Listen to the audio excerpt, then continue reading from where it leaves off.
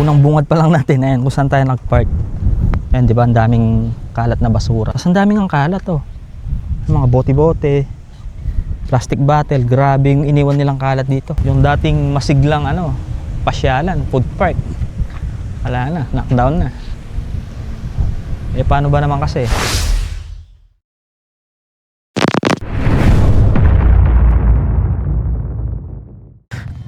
Ay, sound check, mic connected na ba?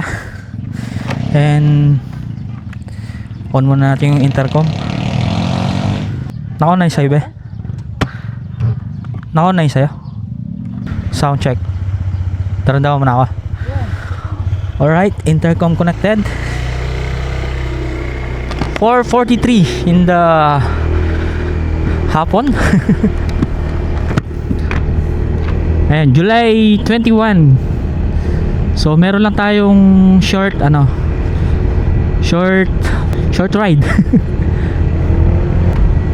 Ayan, buti naman gumagana pa yung ano natin, intercom. Matagal siyang hindi nagamit eh. Ayan, kasama natin si Mrs. Ayan, bali matagal tayong walang upload. Sambon na ata mahigit eh, no? Kasi nagpahinga lang tayo. Kasi merong hindi magandang nangyari sa sa health natin. Kaya nagpahinga muna tayo. Yung last ride natin sa may Bulinaw. Ayun, Bulinaw. So after nun, di na nasundan. Nakapag-vlog lang tayo kasi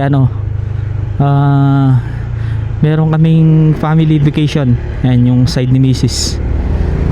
So hindi tayo nagmotor, nakaban lang kami. Kaya ayun, binlog ko na rin. And today pupunta tayo ng sa may viewpoint ng Arayat Magalang Bypass Road. So may nabalitaan kasi kami sa social media na sarado na daw siya. So titingnan natin kung talagang sarado na. And alamin natin, titignan natin kung ano yung makukuha nating information kung bakit siya sinarado. Medyo maluwag pa yung natin, Osmo natin sa And ayan, naka-short lang kami ni Mrs. Kasi dito lang naman sa may Arayat. So malapit lang to, nasa 18 kilometers. Yun nga lang, ayan, may namumuong kulimlim sa taas. Sana di tayo abutan ng ulan doon. Pero tanaw naman yung Mount Arayat, oh. So, ibig sabihin, malapit doon sa bundok, hoping na hindi siya umuulan.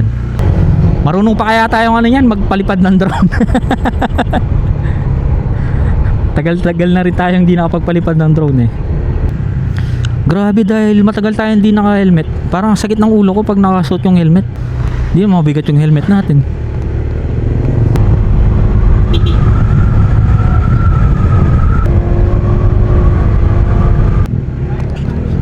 Ay, sakit talaga ng ulo ko. Parang di na nasanay sa naka-helmet. Tagal pa naman di naka-helmet eh. Ay, mga 4 wheels, hindi sila nakakadaan dito. Bumababa pa sila doon. Kasi ginagawa yung kalsada dito eh.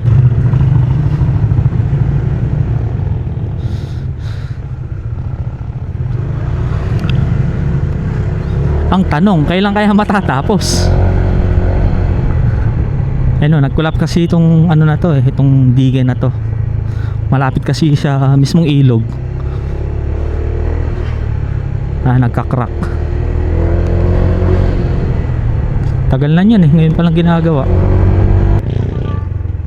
Opya. Meron ding daan dito, diretso, pero dito na lang tayo kasi daming amps dyan. Nakakaumay mga amps eh. Mag highway na lang tayo. Ayan, sana kahit bira tayo makapag-upload, may manood pa rin. Di ko alam kung may nag-aabang sa atin na subscribers natin eh. Lately bumaba yung mga views natin. Kaya parang tinamad na din akong bumalik.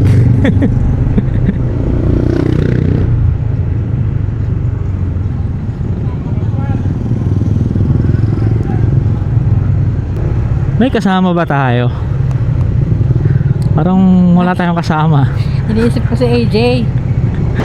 Ayun, okay naman yung weather kasi ano, kitang-kita naman o visible naman yung Mount Arayat. Ay, sakit talaga. Problema naman dito, traffic. Di masyado. Uwian na kasi. Dito lang naman ma-traffic. Promise, sakit talaga ng ulo ko dito. Dito banda. Di ko alam dahil sa helmet or kasi kanina hindi naman masakit yung ulo ko eh. Nag-helmet lang ako. Tapos in a few minutes yun bigla sumakit, parang ang bigat dito.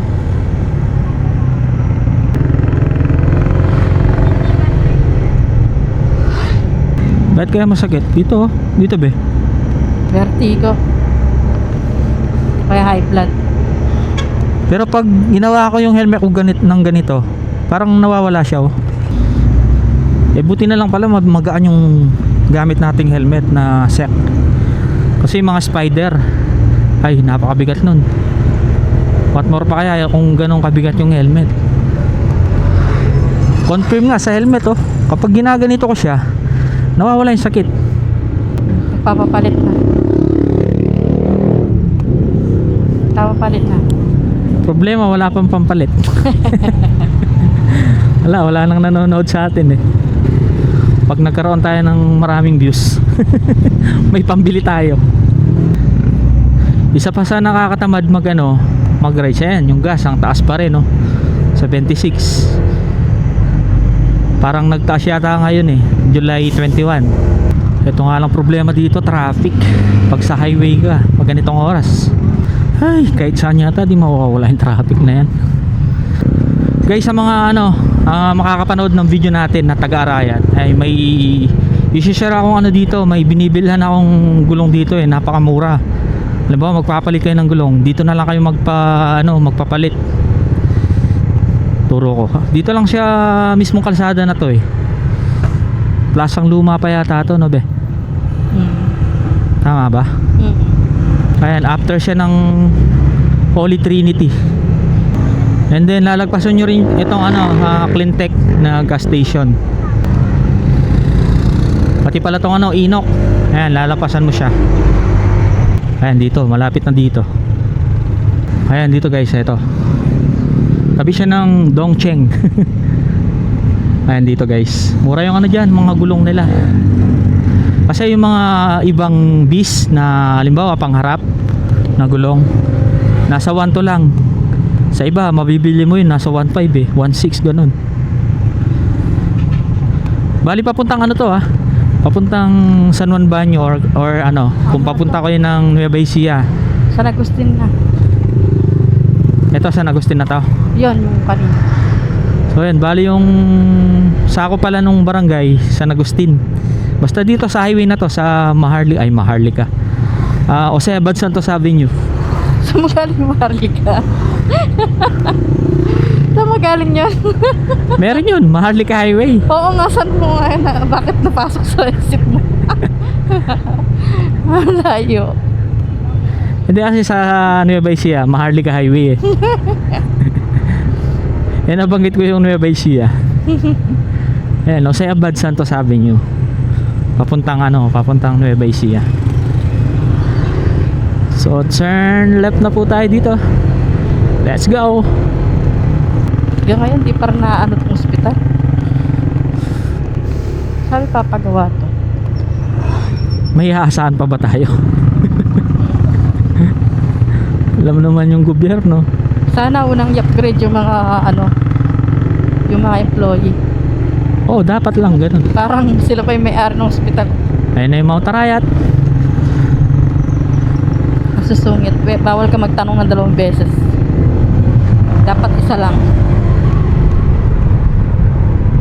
Kasi kaya ganun sila, kasi dahil government, iniisip nila hindi ka nagbabayad sa kanila eh.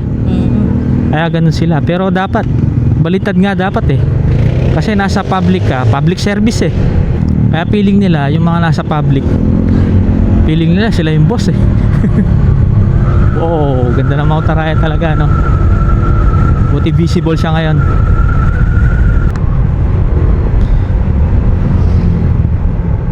Ayan, kanan na tayo dito. Ay, mga nagtitinda nandito pa.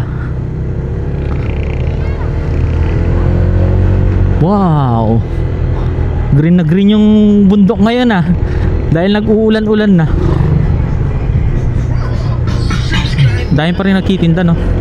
Baka lumipat sila dito. So, baka totoong sarado nga. No. Dati marami pa rin dito kahit may nagtitinda doon. Ayan, malalaman natin mamaya. Abangan, guys. Tsaka may nagpupunta pa rin, no? Ibig sabihin dumidiretso pa rin sila doon. Tapos yung nakikita natin dati na ano na alam mo yun, walang puno. Ayun, oh, green na green siya ngayon, oh.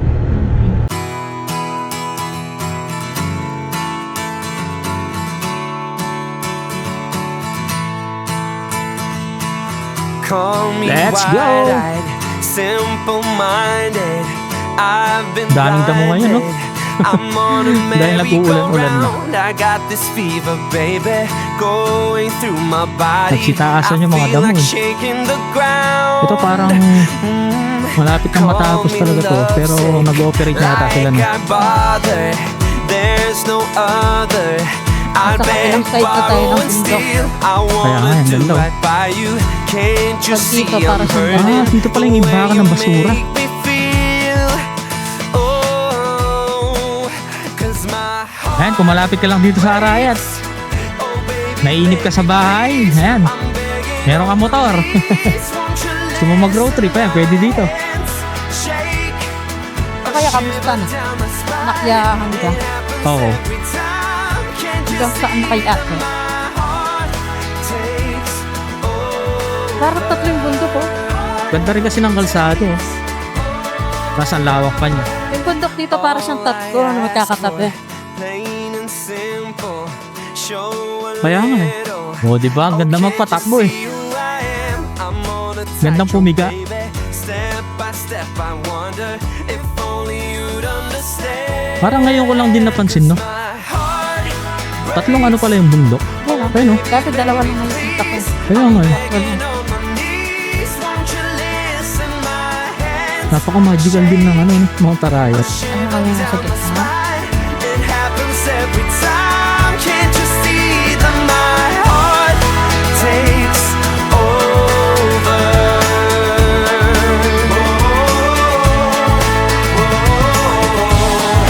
My heart takes over. My heart takes over now. My heart takes over. 'Cause my heart breaks. Oh baby, baby, please, I'm begging on my knees. Won't you listen? My hands shake, a shiver down my spine. It happens every time. Can't you see that my heart breaks? Oh baby, baby, please, I'm begging on my knees. Won't you listen? My hands shake, a shiver down my spine. It happens. Ayan na, makulimlim na. Natatakpan na ng ulap yung bundok, eh. Lakas na yung hangin, no? Namiss ko talaga magmotor. Ito yata yung ano, yung parang private property na, ayan, diretso siya. Diretso, papuntang malapit sa mismong bundok.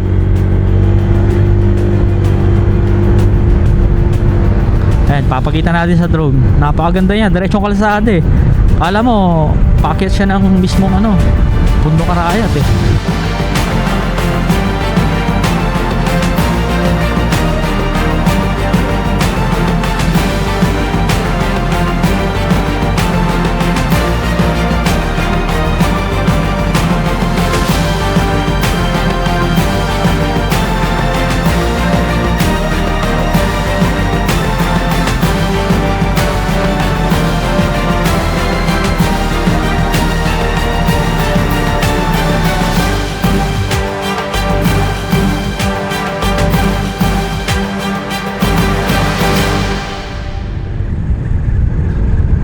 Feeling ko kumapal yung mga puno dito, no? Hmm. Ganda. Kasi nag-uulan-ulan eh. Tag-ulan na. Tapos kung mahilig kayo mag-swimming guys, merong ano dito, merong resort.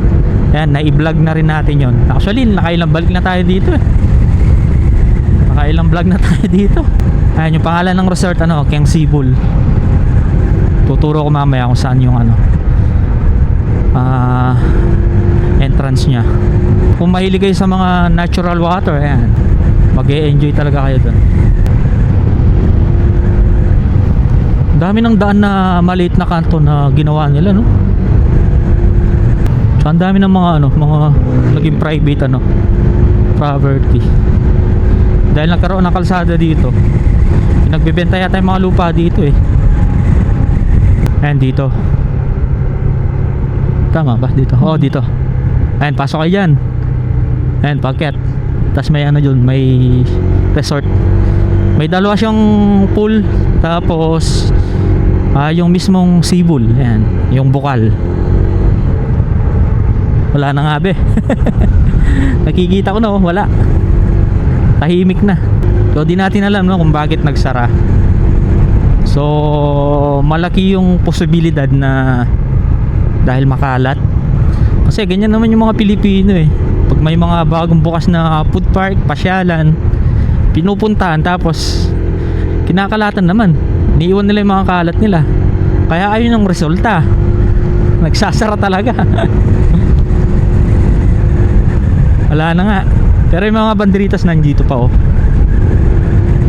Ibig sabihin kung gusto nyo mag food trip, ayan, tahimik na dito. Ayun, wala na. Wala na guys. Ayun, may mga number pa nga oh. Yung mga store dito, install. Ayan. Video ko nga. Sabihin ko yung hindi ka pa nakapunta, nagsara na.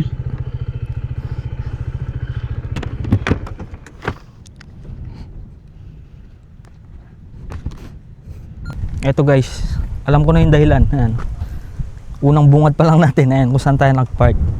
Ayan, di ba, ang daming kalat na basura. Ayan o. Ito yung dating masayang food park ngayon. Tahimik oh, walang katao-tao. Tapos nalinis pala yung ano na to. Tinanggal nila yung mga damo-damo dito. Tapos ang daming ang kalat oh. Yung mga bote-bote, plastic bottle, grabe yung iniwan nilang kalat dito. Grabe yung perwis yung ginawa nila. Tapos dito yung mga nagkakantahan eh. Ayan, siniraan na rin nila yung mga ano dito. Ginawang ano dito, tindahan. Alam ko may nagiinuman dyan eh, paggabi. Tapos may nagkakanta dyan. Tapos ito kasi yung magandang spot dito. Ayan, ilang beses na kami nag-vlog dito, nag-food trip kami dito. Tapos ito yung background natin, yung mismong Mount Arayat. Tapos tanaw natin doon, no, yung, alam mo yung part na walang puno. Ayan, green na green siya oh. Kala mo, golf course siya. Wala na. Yung dating masiglang ano, pasyalan, food park. Wala na, knockdown na. Eh paano ba naman kasi? So hindi natin alam no, to be exact yung reason kung bakit talaga siya nagsara. Pero feeling ko lang, kasi wala rin akong balita eh, kung ano talaga yung pinaka-reason. Pero feeling ko dahil makalat na dito. Kasi nakaka-perwisyon na. Tapos ito yung motor natin, si Adi. Nakagala ulit sa malapit nga lang. Ayan o, angas ni Adi ah. Lumilipad si Mrs.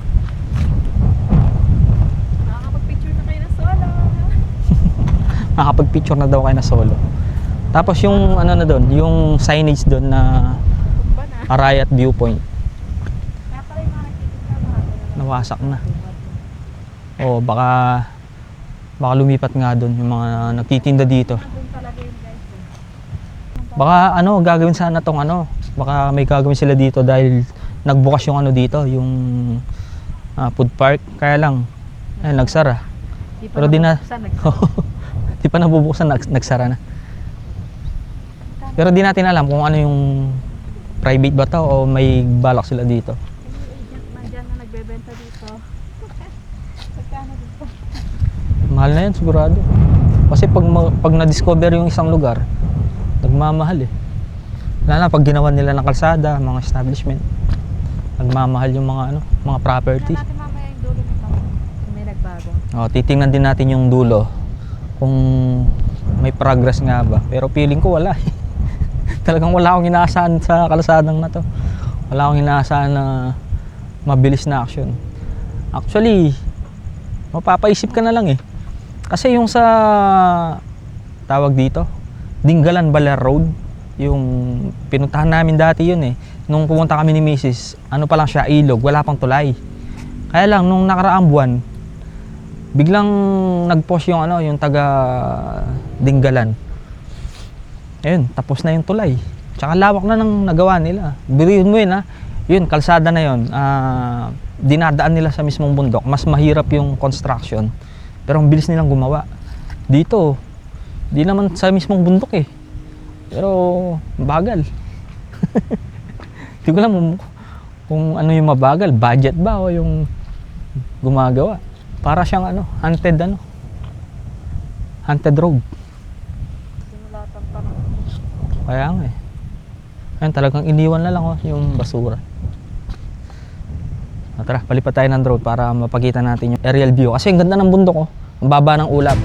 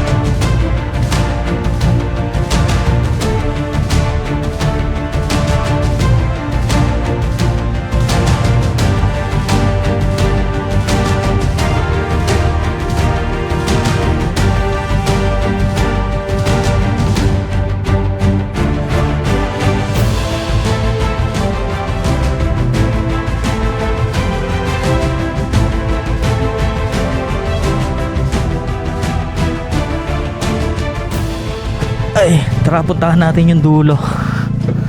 Tingnan natin kung gaano nakahaba yung nagawa nila. Ay, meron pa rin nagpupunta-punta oh. Mga iilang mga kabataan tumatambay dito.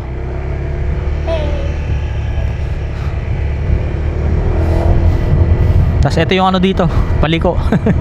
Parang Little C. Little Big C. Little na big pa no.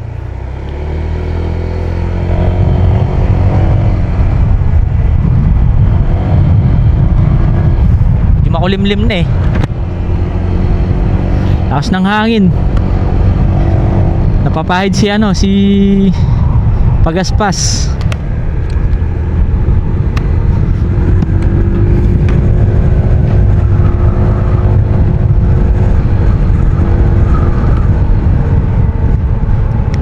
Tapos dito merong dito, pinapyasan na lupa dito. Parang may gagawing dito. Hindi ko alam kung ano gagawin nila dyan.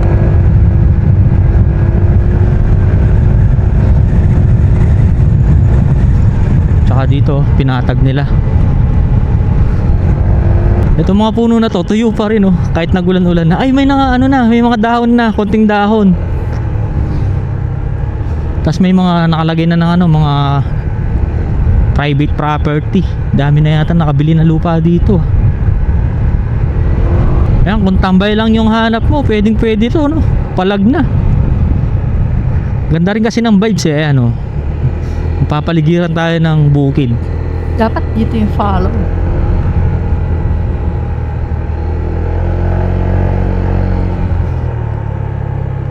Tapos may mga bahay-bahay pa doon kubo. Sabihin mo, nakatira pa pala dun May nakikita ko mga bubong dun. Tapos yung nakikita dating tawag dito, yung nasusunog na bundok. Ngayon, green na green siya Ayan green na green siya ngayon. Kasi nung nakaranan to, Diladok din ya. Diladok. Oo nga Hi! Huli! Ano na kita doon? Ano na pa kayo dito? Kawit tayo. Ano na kayo dito? Lang mga ano dyan ngayon. Malawot lapay, kahit ko na ba? Paring doktay ako. Hindi nyo na kami nadaanan doon? Hindi. Ah, nauna yata sila eh. Hindi, wala. Hindi pa kami dito. Hindi namin kinasama. Siguro sinauna kayo. Oo, nauna sila. Kasi makikita nyo kami doon sigurado. Nano, rides ta na? Tingnan lang namin dulo eh. Ay, chinachat ko nga si Ate Pole. Nag-usok ako ni Ate Pole. Sakto dep Dupi na nga. dance eh. Sige. Oh, maluwat na akong kay, bisang mag-rides. Pwede. Pakita mo muna yung dulo. Wait muna. Par, muntage pa kita. Pakita lang namin Pagi yung kayo mo dulo. yung kay, dulo.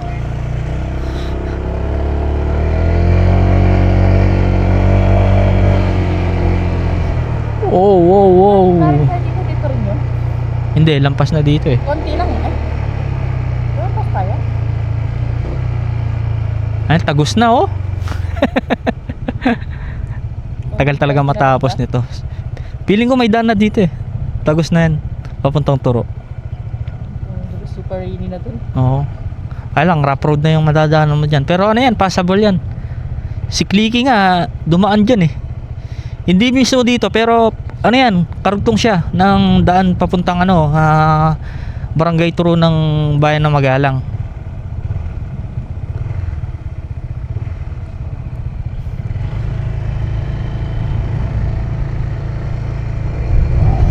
Puntahan natin si paring Harbin. Sabi niya eh. Mumura na, wow. Kaya tao may drone din eh. Niya kasi kaning gay, niya kasi kaning hangin.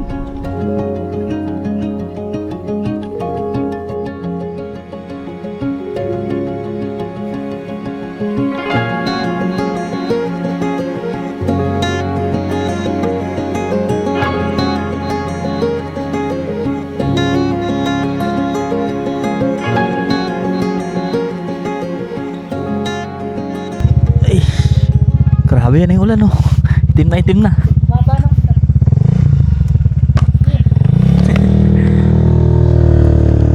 Ay, nakita pala natin si paring Doc dito. Nakatambay sila eh. Baka nainip din. Dito Wala. nagtambay. Wala ring rides. Oo. Ay, sa kanya naka full ano siya oh. Full touring, ano siya, touring setup. Full touring setup. Lalagyan ng ano, side box niya. Side pannier. May dalawa pa siyang galon sa top box. Pang ano eh, pang Philippine loop eh. Tapos nagkwentuhan din kami about sa rides. Sana matuloy. Kasi matagal na rin namin gusto ni Mrs. na ano, makapag-rides eh. Yun nga, dahil nagka-issue tayo sa health, parang nakakatakot ng bumiyahing mag-isa. And dito ko natatapusin yung ating video. Once again, this is A4J, ang nagsasabing mahal ka ni Lord, and kasama si Mrs. Hey guys, bye! At ito ang aming kwento. Bye! Kita-kits sa ating susunod na motorcycle adventure! Peace out!